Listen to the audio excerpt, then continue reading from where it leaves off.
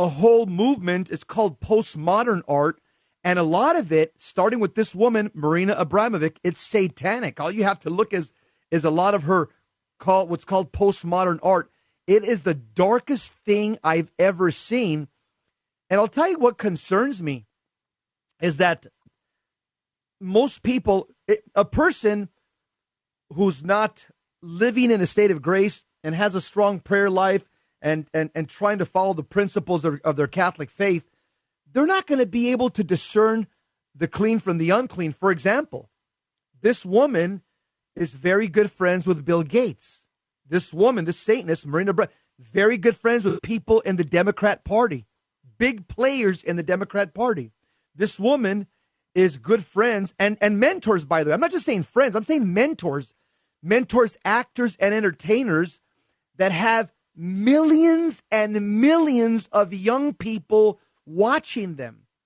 And so this woman strategically has the ability to ruin a lot of people's lives as a result, because again, something about her, people are drawn to her. And one of the things that I think she tries, this is how she gets into the circles of the rich and famous, is by this thing called spirit cooking.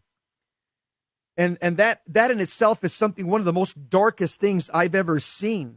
Where, and the article even said, "Wow, if this is what they do with the cameras, with people watching, I wonder what they do outside the cameras." I mean, you saw what they do. In this one party, Marina Abramović, they cook 50, I guess they're cakes, I'm guessing, that look like her exactly, and they're nude. And they're on tables. And you got the rich and famous around with forks and knives eating. It looks like a female body right in front of the table, perfectly like a female's body, nude. And then they're all eating from that body. And the article says something, which I have no doubt. It said, if this is what they're willing to do in front of the cameras, I wonder what this group of people and this woman do behind cameras. Can you comment on that? I mean, is this the height of darkness, Kyle? Yeah, no, it's not. It is absolutely not the depth of darkness, Jesse. You're just standing at the door. You're just standing at the door. And so here's what it looks like when you go further in, and pun intended, let me flesh this out for you. There will be elements of her flesh in those cakes. There will be elements of her flesh in those cakes. Do you see the counterfeiting and the profanation and the blasphemy against the Eucharist? That bingo, that's exactly where I was going. That's their communion, their anti-communion service. That's correct. It's a mockery of Catholicism. It's a parody of Holy Eucharist. Precisely. Everything that is good and pure and holy and has power on this side is profaned on the other side. I'll tell you a short true story. How you mentioned that several people, exorcists, will have cases. There was a young woman that came to us, and we did the follow up on it, and we did the solemn rite to be sure that she was liberated. But here was the backstory as I prepared the file with her. She was from a small town in western Kansas, and she went to Hollywood right out of high school. Very, very pretty woman, young woman, very attractive. She went to Hollywood. She wanted to be an actress. She had been in high school. Everyone told her, you've got what it takes. And so she goes. And she's there as a waitress for 6-8 months. Nothing's happening. And in desperation, now her mom's a daily mass goer. This girl was raised Catholic. In desperation, one night in her apartment, she says, I'm willing to do whatever it takes to get an acting job. She said that no one was present. She said it out loud. The next day in the restaurant where she worked, there was a man sat down, and his opening line to her was, I think you're willing to do whatever it takes to get an acting job. Almost word for word what she had said the night before.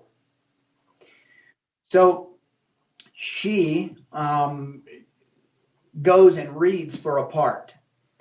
They give her a call and they say, we liked your reading, come read again. So when she comes to read again, she's asked to remove some clothing. She does that. She reads again.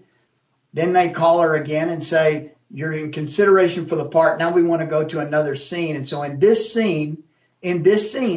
reading, in this apartment, she loses her virginity.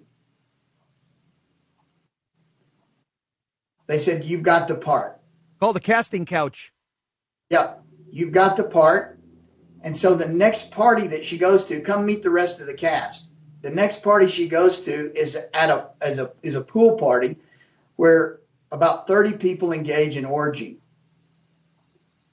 The third gathering, now just listen to the progression of what we've had going. The third gathering, they desecrate a child. There's a child brought to the orgy. And she watched it, right? She saw it.